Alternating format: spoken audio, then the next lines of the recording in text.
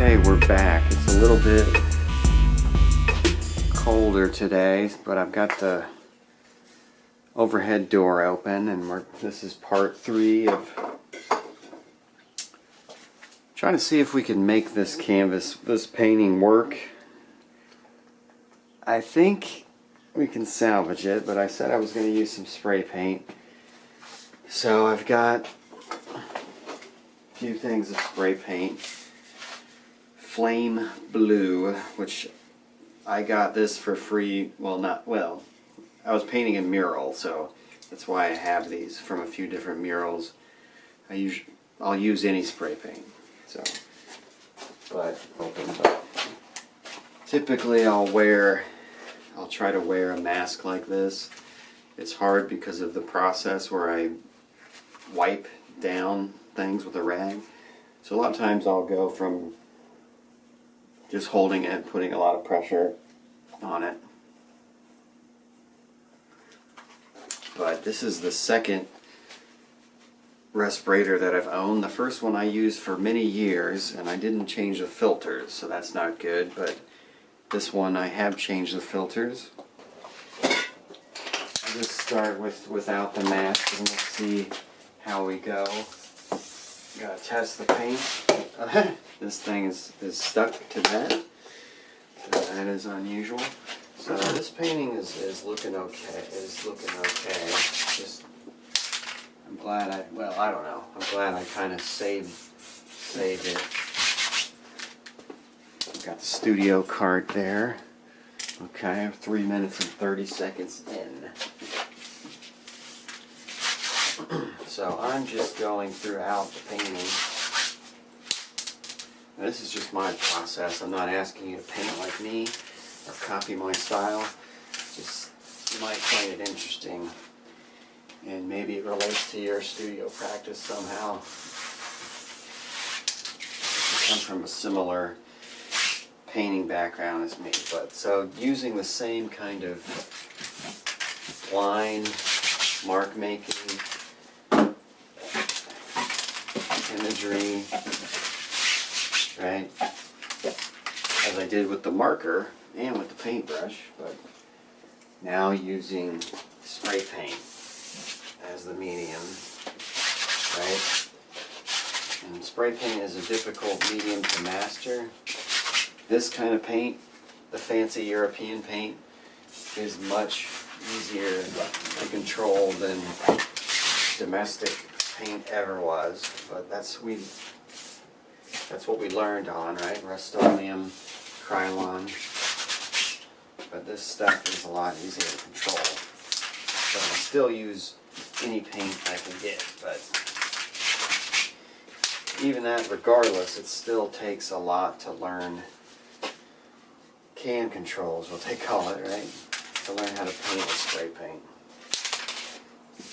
I've been using spray paint in my artwork and in murals and graffiti since I was, in my early teens, right?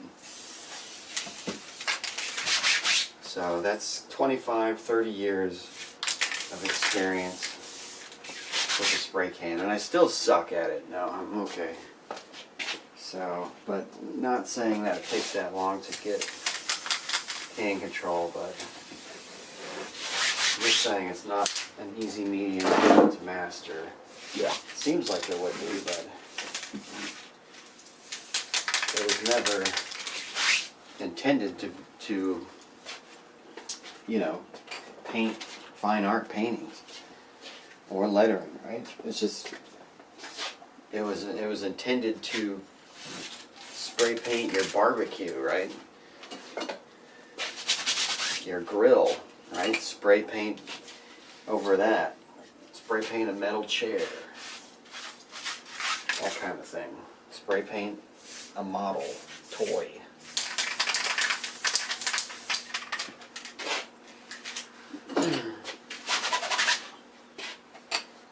Try to keep the rag handy there. Other thing is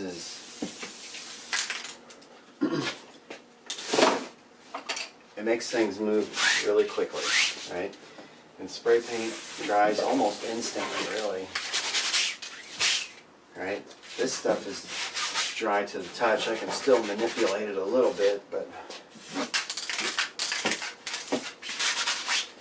it's basically pigment and the vehicle,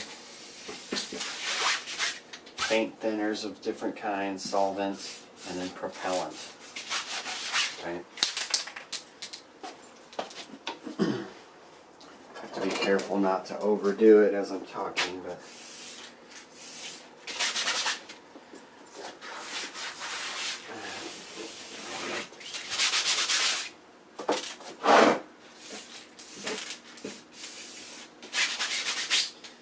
so again, painting intuitively, right? Automatic writing is what that's called too, right? Where I'm just, well, technically that would be kind of like from my unconscious. Unconscious. Yeah, no, unconscious. And conscience is like if you think things are right or wrong. But so I'm using a lot of this blue. Don't remember the name of it, but seems to be shaping up a little bit. I've got like a gray here. I'm going to try that. The tips of these, the caps, right, are very soiled and have a lot of buildup on them. I don't even know if this one will even... Yeah, it sprays. So ideally you would clean those off, spray them. Well, it used to be you would spray them upside down until it was clear, but which I think that'll work on this. But a lot of these new cans, you can spray them in any direction, so that doesn't really work. But I don't think that these are like that. But also, you know, different caps for spray paint. They're interchangeable on different cans and stuff. So getting some of these splatter effects. Right, so this particular painting has changed quite a bit in the last couple sessions, right?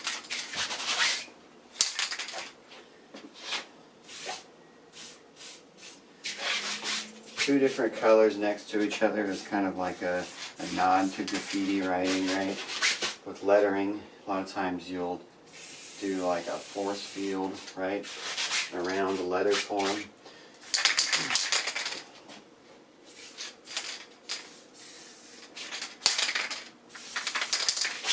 So I'll just continue to do that. Make sure I smile at the camera. I don't know, I'm probably overdoing it on this one again for the sake of the video, but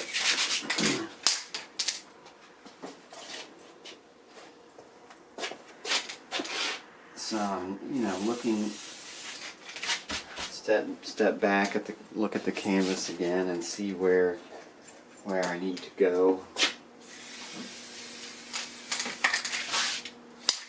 Experimenting and, you know, taking some risks too, right?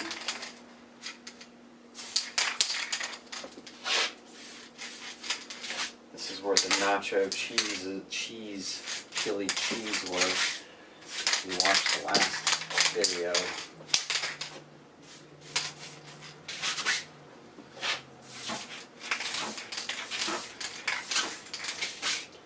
So I think it's kind of cool to be able to see it in real time, right?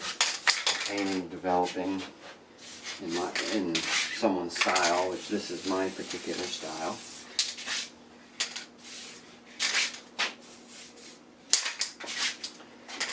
So, seems to be picking up a little bit. I'm getting a little fumed out. Just a little bit of upper respiratory irritation.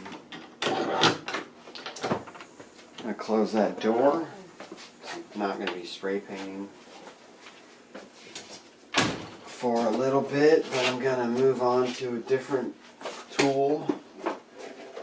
And I'm actually going to get an acrylic paint marker. Got these from my friend Dan. I've used these quite a bit in the past, but it's a Montana acrylic water-based paint marker.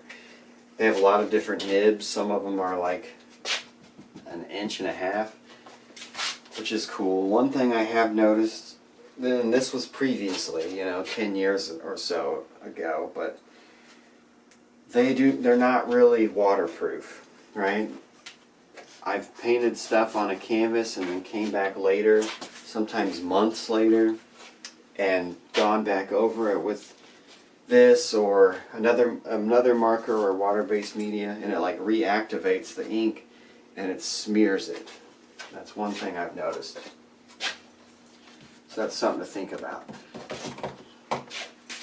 But in order to keep it going, you have to keep pressing down every so often. The fact that I'm painting vertically, it doesn't always want to come out as much.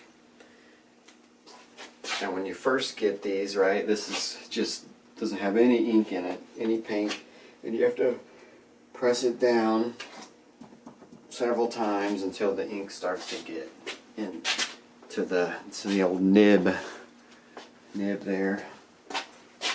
So I'm gonna just kind of throughout the painting add little highlights and things here and there.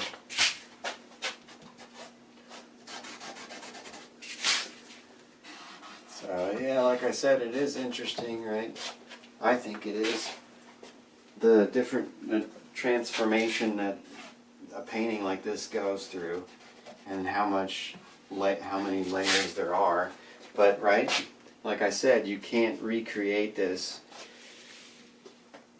exactly the way it is this way, right? Because every painting is going to be a little different. But you can see some of those early underpaintings are coming through right there,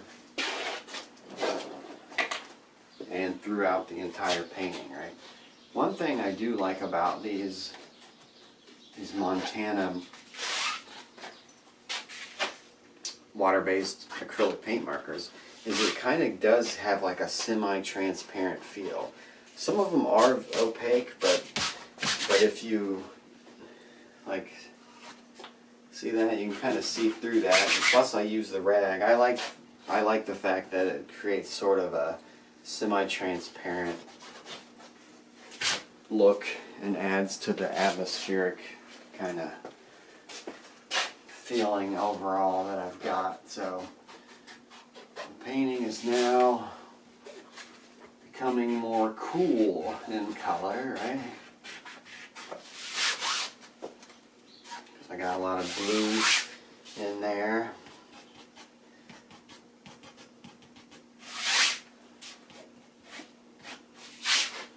And like I had said previously, I've always just painted, right? And not really had the vocabulary, the art vocabulary to explain what I'm doing. But I do have it now more after going back and getting my MFA, because we had to paint.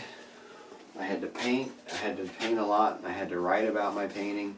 I had to talk about my painting, had to do critiques of my paintings and other folks' work, and not all of us were painters. I think I might have been the only painter in the program at the time, and so that has helped me. You wouldn't know it from the video, but yeah, my point was that saying these blue is a cool color wasn't even something I even thought about or said or really even knew until I did a lot of painting critiques and things like that. And it sounds silly that I didn't know that, but, and maybe I did, I just forgot. But my point is that you don't have to have all the art speak vocabulary to paint, right? You can just go ahead and paint, right? In my graduate thesis that I had, I wanted it to be more accessible and readable to, you know, the public. So I saw something online that was talking about, you know, reading levels, and that a graduate thesis was only comprehensible by people in that field, right? In that level too. But so I tried not to use a lot of jargon and technical terms that just kind of complicated everything. And there was this, I don't know if it was in Word, the Microsoft Word or something, but it was like a program where you could submit the document and it would tell you what reading level it was at. I don't know how that works, but, and my graduate thesis was barely at the college level of the reading level. But I got straight A's as a graduate student, so it just goes to show you that, you know, you can do whatever you want, but we don't always have to use a bunch of big words to explain things, right?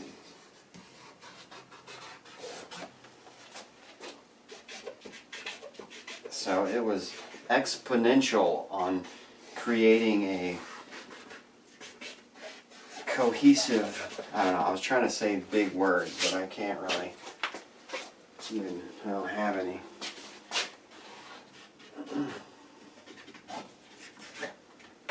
I don't even know if I said it properly, but so yeah, I'm enjoying the acrylic paint marker on top of this. Now, one other thing, not that it really matters too much, but this is actually acrylic, right? It's a resin-based acrylic paint, so it's not oil. So, you know, it's compatible with the acrylic and vice versa. I don't know, but just something to think about, I guess. Alright, so let's see. Okay, we're doing alright. So things are kind of shaping up. I might be overworking certain areas, just for the sake of having something to talk about. Okay, now let's see what else we got in here. Well, there's a pink one. That's probably not a good idea.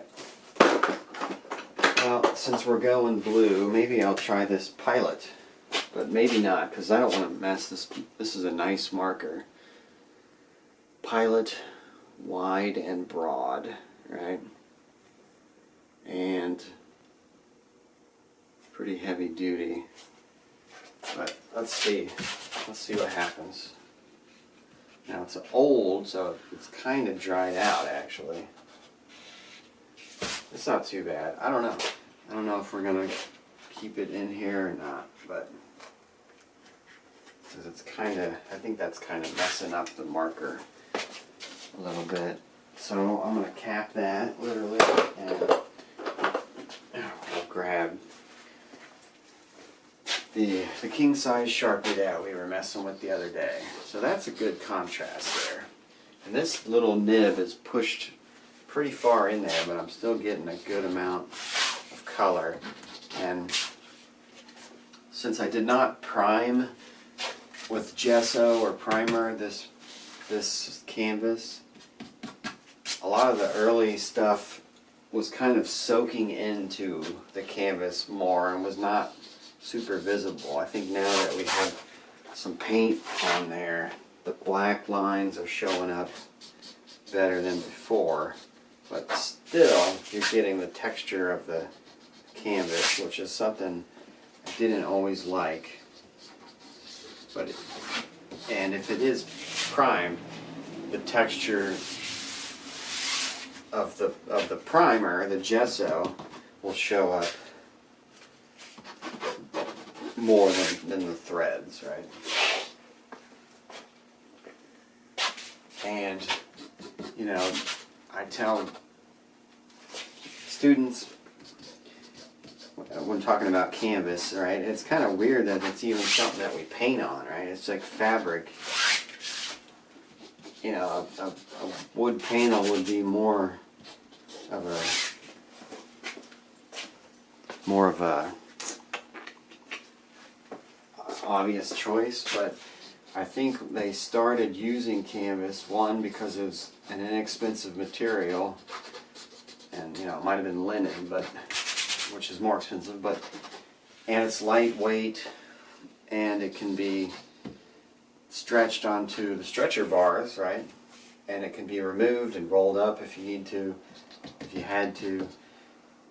But also, you could get that bounce, right? Which I don't have the bounce on here because there's a hard surface behind it. But so lightweight, affordable.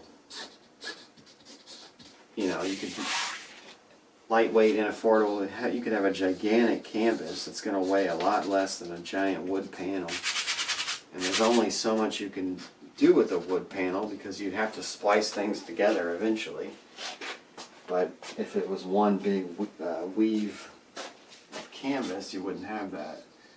The splicing, right?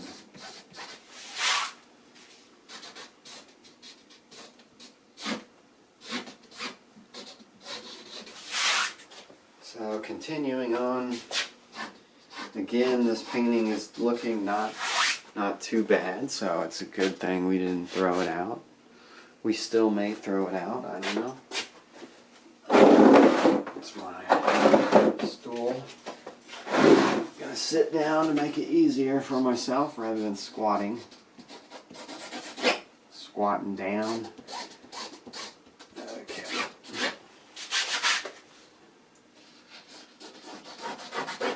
So the more I push down on this marker, the less kind of amount of ink I'm getting, because it's getting pushed down.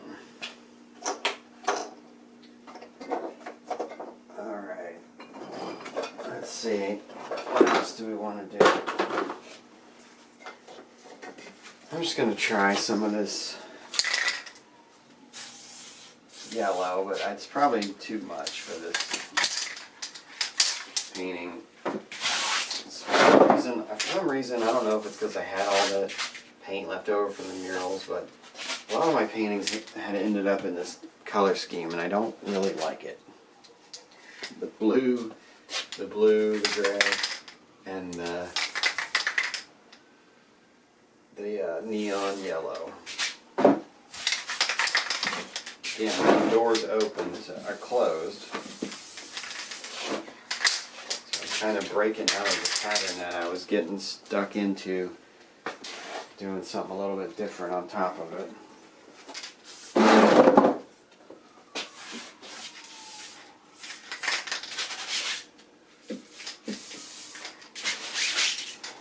I don't know if you can hear that siren, but it's funny when on a movie, right, when they show like a city scene or whatever, there's always, they have a shot above, and then there's always a siren. But yeah, we'll keep going for a few minutes and then I'll stop that video. So it was supposed to be really warm, but I guess maybe it wasn't, but it's probably like in the 30s. But out here in my little painting wall,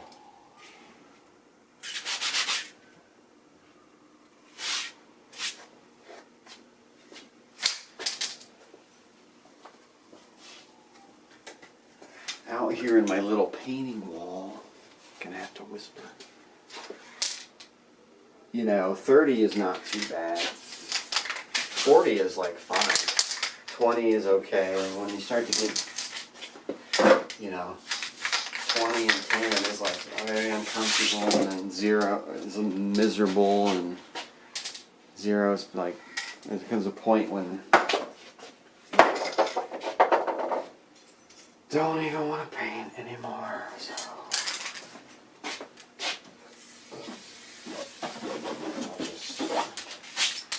So again, putting a lot of different layers on here, right?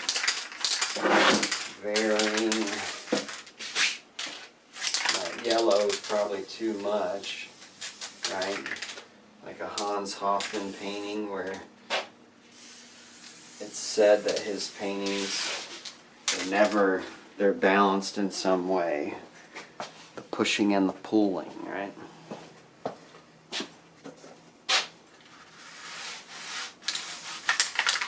And you can get a lot of effects with spray paint if you just press down slightly, get kind of a misty thing. Misty spray paint. And I'll go back in. Again, this side's probably getting more work because I'm kind of leaning to the camera.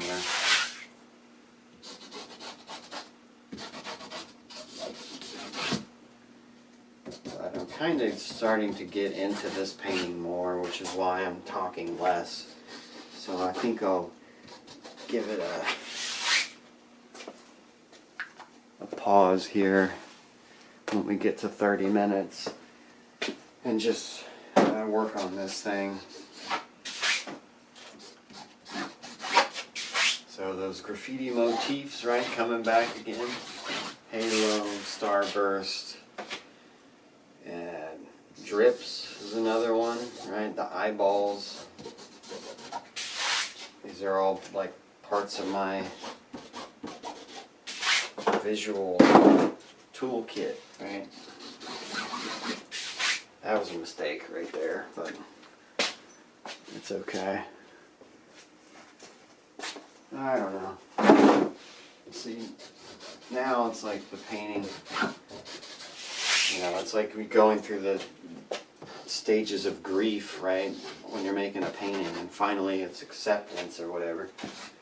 I think I've been in the angry stage right now. I'm starting to get in the angry. So we'll see what happens on this one. Alright, out here cranking away at this painting here. Again, it's colder in here, inside the garage, than it is outside. Unseasonably warm. Doing some work with, well, haven't used that one, but the solidified paint marker, solid paint marker. This is Sakura, and made in Japan. I love these. These are supposed to be for high temperature, but it's like, you know, basically 400 degrees to 14 degrees Fahrenheit. So I guess I could write my name on, definitely on my grill, right, my Weber grill. I could write my name on my frying pan, you know. It seems like this is, when you write with these, it's very buttery, so that would be kind of appropriate.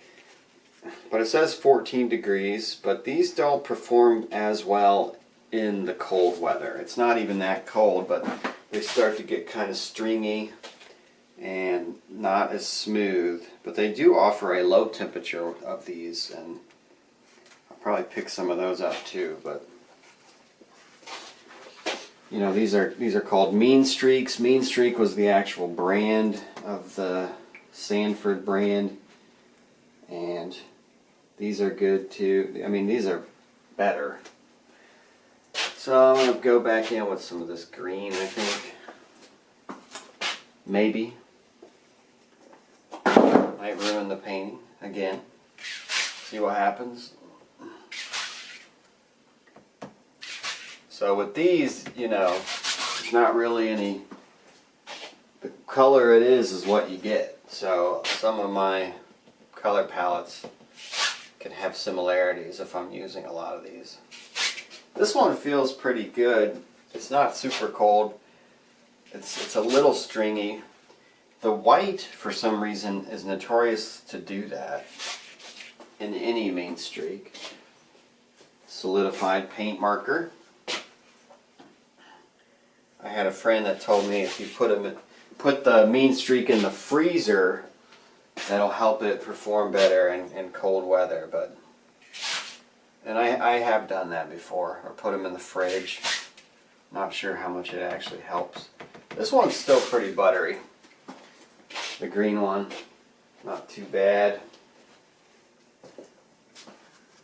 So this painting has morphed, right, quite a bit since I last saw you, and from the beginning of this. And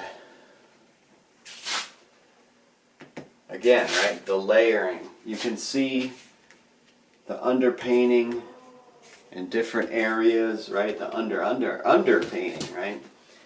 Which gives it that layered effect, right? Things are shaping up for this one. It's a little busy, but this body of work is busy, right? Keep my hands busy. And so that's okay. I might be doing some stuff that's a little more minimal or has more negative space, more open space coming up, just to kind of take a break from this particular style. I was listening to the local college radio, WECI, earlier, and I do listen to that station quite a bit. There's something nice about just turning on the radio and leaving it on all day. In the mornings, they do bluegrass, and that was kind of one of my least favorite genres, even though it's probably the most connected to my pasty heritage, right? But the more you listen to it, you pick out certain songs that you like more than others, and you tolerate it, and then it's not too bad, right? I don't think I'll be buying any bluegrass, but there have been a few songs that I looked up. So I was kind of the green, right? Might be overdoing it, so I'm gonna do less of that. I'm gonna have to be more subtle with that color, but it's still going on pretty nicely. The wiping of everything is just a technique that I do a lot that helps things kind of blend into each other a little bit more, so it's not so much on the surface. It creates more of a cohesive atmospheric feeling, but I don't always do it. And sometimes, you know, the further that I get up on the layers, I might do it less, but it's just a technique that I've developed by really as a functional thing, right? And as aesthetically, right? So this one's about finished. It's about done.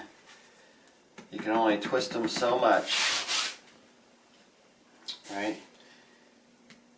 Try to use the last little morsels. But I've been saving these, right? Even if they're empty, I don't know what I'm going to do with them. But I might need to come back in with the green and do some there. But I think I'm going to go get the black color and try that for a little bit. Alright, we got the black Sakura solid paint marker for high temperature. See if you can see that. 200 degrees Celsius to -10, or 392 Fahrenheit to 14 degrees Fahrenheit.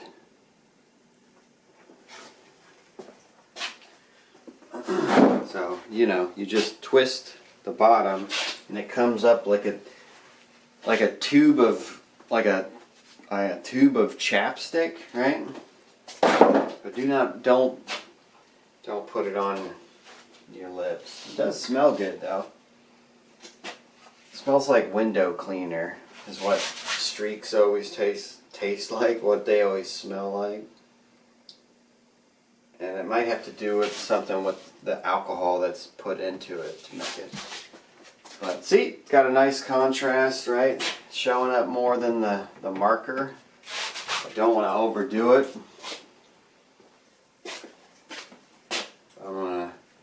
This one's quite buttery, so it doesn't appear to be doing the stringiness of the white and the other colors, and it may have something to do with the pigment, right?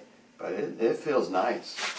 So I do take that back about these not performing super great in cold weather, because this black one is doing nice, real nice. So I'm doing as I get closer to finishing this painting, right? It seems like I'll never finish it. But as I get closer, I'm sort of doing less. I'm putting in line and then I'm stepping back and taking a look at it. Because I feel like this is coming to a point where it'll feel like a somewhat resolved painting, right? It's been a long journey.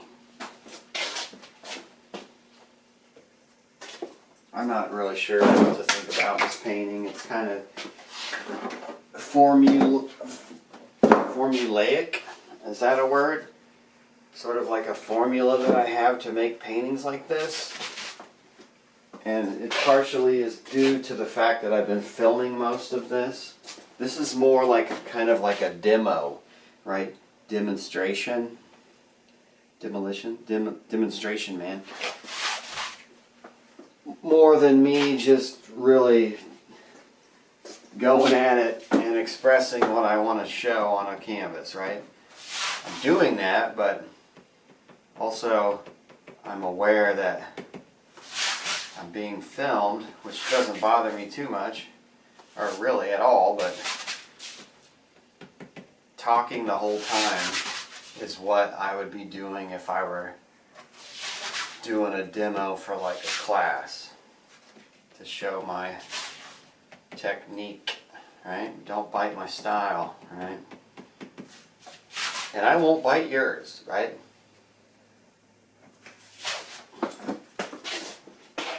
See, that was probably a mistake. See, this is starting to look like crap again. See, the black is just too much for everything else, so I'm gonna have to take a step back. Right? This is ruined, right? But I can fix it. Be more gestural with my lines.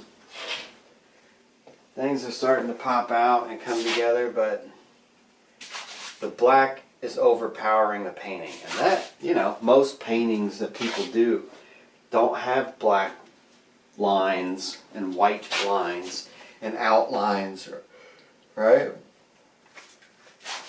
So black isn't used, right, in this way in most paintings. So have to figure out a way to make it not be overpowering. And I may add some spray paint, little spritz, some spray paint and stuff like that to kind of even further make this painting come together and not seem like there's these black lines sitting on the surface.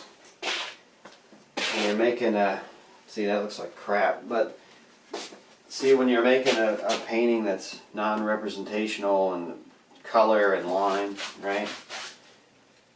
I had a professor, a friend, a colleague tell me one time that a professor colleague of his told him that a lot of times if you can tell what the artist did last, that's not a super strong painting. But if you cannot tell, that makes more of a strong work, right? But for this particular one, like, you might be able to tell that I put the black in there last, right? So that, and this is just a, you don't have to follow that rule. And I don't always follow that rule because sometimes you want people to see and know what the last thing you painted on or whatever. For instance, if I were to break free of this format and style and do some more broad strokes of line over it, right? And that would be obvious that I did that last, right?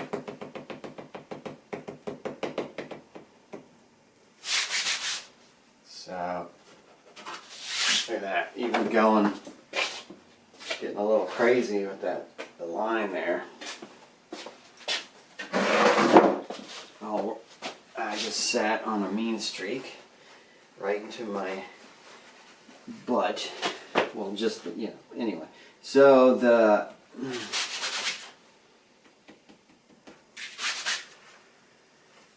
I don't know. So now I'm kind of working down here. This is a nice contrast, right?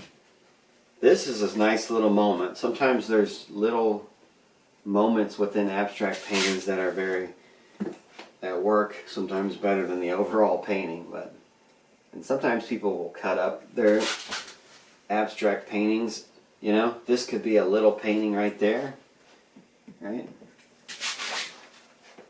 But I'm not going to give up on this particular painting. A bold move there, huh?